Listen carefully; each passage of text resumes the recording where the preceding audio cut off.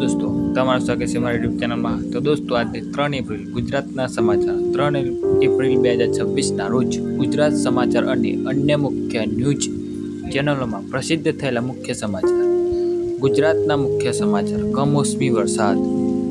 ગુજરાત વિવિધ વિસ્તારોમાં ખાસ કરીને દ્વારકા, કચ્છ અને ઉત્તર ગુજરાતમાં કમોસમી વરસાદની આગાહી અને કેટલીક જગ્યાએ છૂટાછવાયા વરસાદની અસર જોવા મળી રહી છે।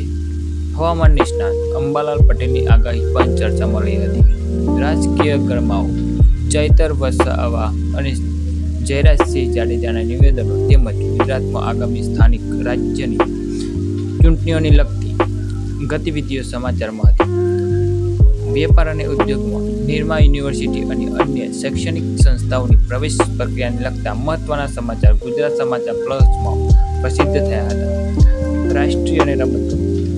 IPL 2026 IPLની મેચોના પરિણામો અને ખેલાડીઓના પ્રદર્શન વિશે વિસ્તૃત કવરેજ હતું। ખાસ કરીને ગુજરાત ટાઇટન્સની મેચો અને પોઈન્ટ ટેબલની સ્થિતિ પર ધ્યાન કેન્દ્રિત કરવામાં આવ્યું હતું। Crime news. દેવાના ડુંગર નીચે દબાયેલા એક શખ્સ દ્વારા પ્રોપર્ટી માટે માતા પિતાની હત્યાના સમાચાર તેમજ અમદાવાદમાં છેડતીની ઘટનાઓનો અખબારોમાં છવાયેલી રહી હતી।